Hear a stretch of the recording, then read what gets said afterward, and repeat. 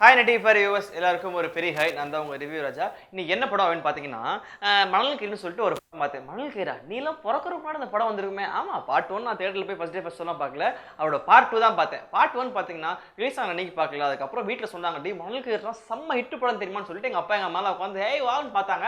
அதனால் நானும் உட்காந்து ஒரு டிவியில் பார்த்தேன். அந்த டிவியில் பார்க்கும்போது தெரிஞ்சிச்சு அப்படின்னு சொல்லிட்டு அதுக்கப்புறம் பார்த்தோம்னா பார்ட் 2 இந்த படத்தோட கதை என்ன போயிட்டுன்னா பார்ட் 1 வந்து நம்ம விசு சார் டைரக்ட் பண்ணியிருப்பாரு. விசு சாருக்குன்னா வந்து ஒரு பெரிய ஆடியன்ஸ் இருக்காங்க, ஒரு ஃபேமிலி ஆடியன்ஸ் தான், வந்து ஒரு காமெடியான ஒரு படம். அந்த படத்தை போய் நம்பி பார்க்கலாம்னு சொல்லி ஒரு ஆடியன்ஸ் இருக்கு. அதே மாதிரி தான் இந்த படம் வந்துச்சு. இந்த படம் டைரக்ட் பண்ணி யாரு பார்த்தீங்கன்னா யாரடா மகேஷ் சொல்லிட்டு ஒரு படம் வந்து மதன் டைரக்ட் பண்ணியிருந்தாரு.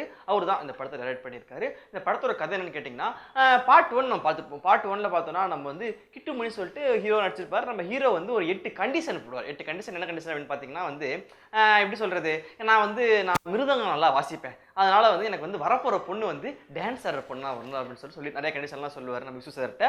அதே மாதிரி பார்ட் 2ல வந்து நம்ம எஸ்வி சேகரோட பொண்ணு பூர்ணா அவங்க வந்து ஒரு 8 கண்டிஷன் போடுவாங்க. எனக்கு மாப்பிள்ளைனா இப்படி தான் வேணும்னு சொல்லிட்டு அது என்ன அந்த 8 கண்டிஷன், யார் அந்த மாப்பிள்ளை, இதெல்லாம் கலந்து தான் இந்த படத்தோட கதை.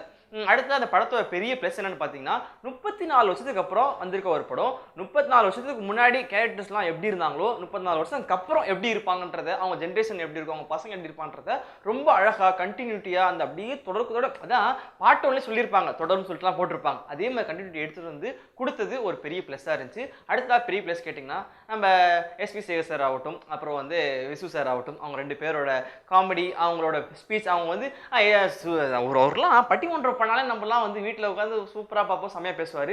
அவர் ரொம்ப நாள் கழிச்சு ஆக்டிங் பண்ணிக்காரு. அவரோட ஆக்டிங் ஆகட்டும் எல்லாமே இந்த படத்தில் பெரிய ப்ளஸ்ஸாக இருந்துச்சு.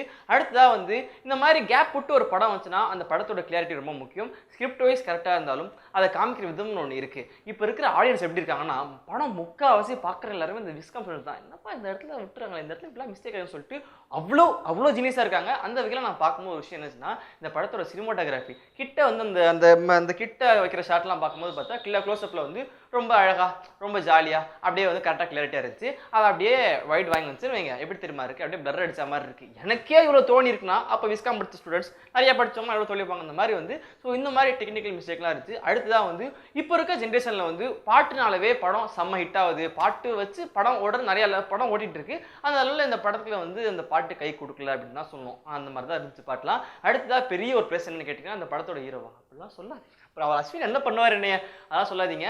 அதாவது வந்து எஸ்வி சேகர் சார் நம்ம பார்த்துருப்போம். அவர் பின்னாடி நின்றாருன்னா தெரியவார் நம்ம அஸ்வின், ஏன்னா அவர் கொஞ்சம் அவரோட இது தெரிவாரு.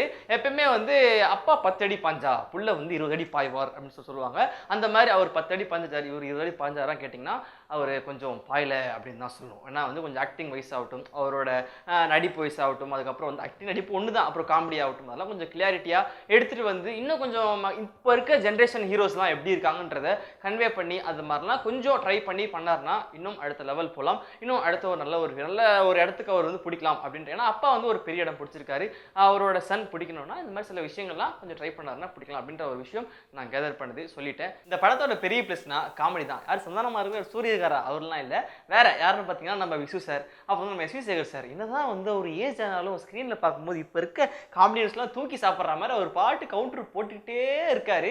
அடுத்தா வந்து நம்ம மாரி ஜார்ஜ், ஜெகன், அப்புறம் வந்து சுவாமிநாதன், இந்த மாதிரி இந்த லொலுசவா டீமில் வரவங்க, இந்த டிவியில் வர நிறைய பேரை கொண்டு வந்து இந்த படத்தில் போட்டு ரொம்ப சூப்பரான காமெடி கொடுத்துருக்காரு. நம்ம எஸ்வி சேகர் சாரோட காமெடி சொல்லணும்னா எப்படி தெரியுமா, அவங்க பொண்ணு சொல்லுவாங்க, அப்பா எனக்கு வரப்போற பையன் அப்படின்னா வந்து சோசியலா பழகணும், நான் வந்து சோசியலா பழகினா கூட தப்பா எடுத்துக்கூடாது அப்படின்வாங்க. அதுக்குலாம் அம்மாவுக்கு புரியாது, சோசியலா பழகுறதுனா என்னங்க அப்படின்வாங்க. அப்பா சோசியலா பழகுறதா என்ன தெரியுமா அப்படின்னு சொல்லிட்டு சொல்லுவாரு.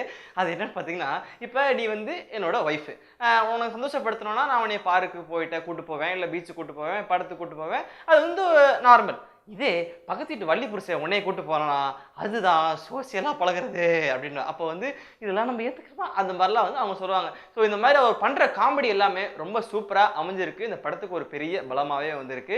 இந்த மாதிரி ஹோலாக இந்த பார்ட் 1 ஃபேமிலியோட எல்லாரும் போய் பார்த்தோம், அதே மாதிரி பார்ட் 2வும் ஃபேமிலி ஆடியன்ஸ் போய் நம்ம பக்காவாக ஒரு டீசெண்டான ஒரு கலர்ஃபுல்லான ஒரு படம் பார்க்கணும்னா இந்த படத்தை போய் நீங்கள் தியேட்டரில் தான் பார்க்கணும் அப்படின்னு சொல்லிட்டு நான் பார்த்தேன். நீங்களும் போய் பார்த்துருங்க. இப்போ என்ன பண்ணணும்னா நான் எப்பயும் போல் கிளம்பிக்கிறேன். நீங்கள் சப்ஸ்கிரைப் நீங்கள் கண்டிப்பாக இருக்கும் பண்ணிடுங்க, அது கீழே லைக் இருக்கும் பண்ணிடுங்க. அதுக்கப்புறம் பார்த்தீங்கன்னா கமெண்ட் இருக்கும். இந்த படம் நீங்கள் பார்ட் 1 பார்த்தாலும் சரி பார்ட் 2 பார்த்தாலும் சரி இந்த படத்தை கமெண்ட் பண்ணிட்டீங்கன்னா நல்லா இருக்கும்னு சொல்லிட்டு இப்போ என்ன பண்ணுறேன்னா கிளம்பிக்கிறேன். நன்றி, பபாய்.